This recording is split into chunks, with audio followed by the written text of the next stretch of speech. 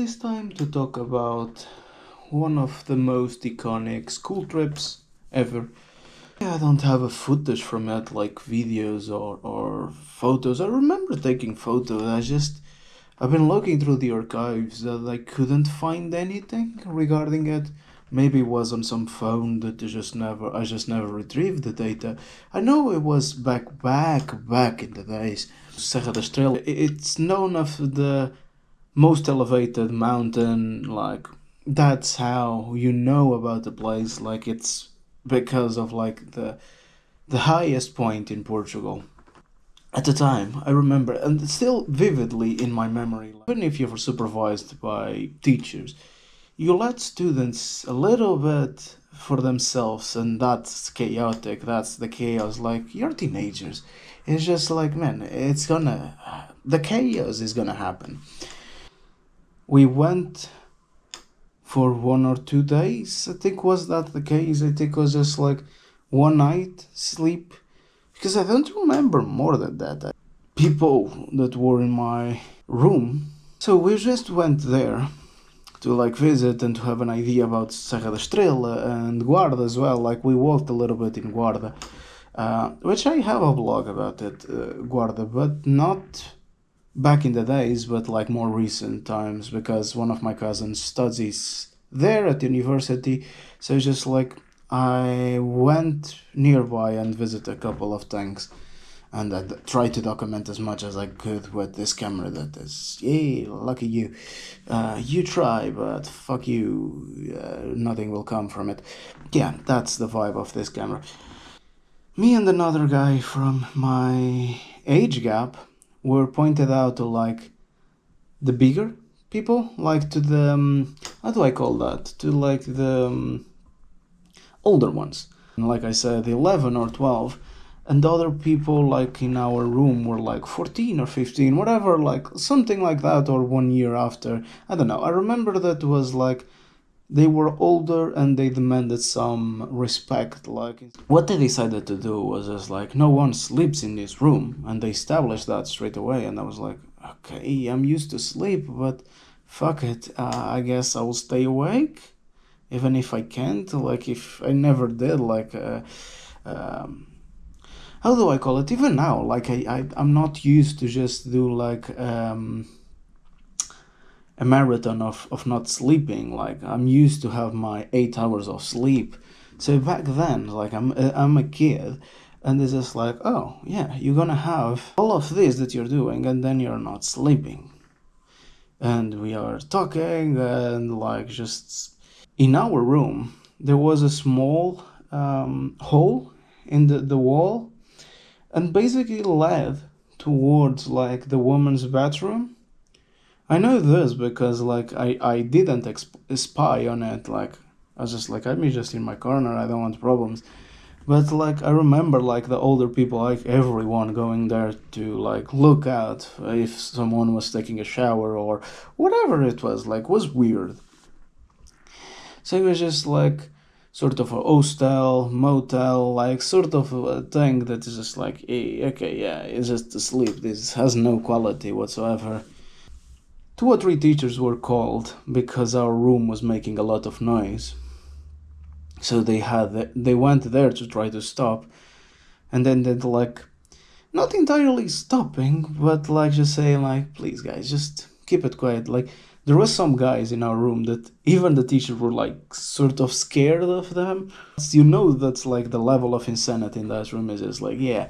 Of course I'm trying to sleep, whatever, but at one point I'm like, okay, because they start talking like out loud. It's like if someone sleeps, we'll put toothpaste in their face. I'm like, fucking, I don't want to wake up with toothpaste. So suddenly like that colleague that was from my year, like he was my age or similar age, like he fell asleep. These guys approaching him, and like the guy is sleeping so deep that he doesn't notice that it's like they are putting something in their face. I'm just burst laughing, just keep to myself, trying to not laugh out loud, and the guys are just like, Oh my god, it's just like remembering that, like what kids would do like to each other is just like fucking insane, brother. That's fucking insane. Bed sheets got completely full of like toothpaste because at one point he took like the bed sheets like to his face to try like to cover himself up, whatever, and like the bed sheets got full of toothpaste. Like that night was wild, I still remember. And there's just like at one point one guy uh just, I don't know if he was sleeping or just decided to take a walk around the room, whatever. The room was very spacious, and he tries to take a walk, whatever it was, or went to the bathroom. I don't know. I just remember that he comes back. He tries to get in the bath, and I don't know. Like you could clearly see the lights were not on, of course not, but like you could clearly see like the space that like that's the bed, that's whatever. And I don't know if he went like full on I'm trusting my senses. So imagine someone that is completely trusting their senses and their senses are fucking shit, not usable. So he tries to get in the bed and he falls on the ground because he tries to like, imagine like this, he's like this and he tries to lean back, and the way that he's leaning back, he doesn't know that that's not the space of the bed. So I think he either fell too short on the bed, he fell like off, and he fell on the ground, and like everyone laughed. Everyone laughed. It was just like fucking insane. And plus, like that guy had difficulty speaking. So basically, more funny was him then trying to explain stuff, and you clearly see that he's trying his hardest to speak what was in his mind, but like the words were not coming out as the way that he wanted.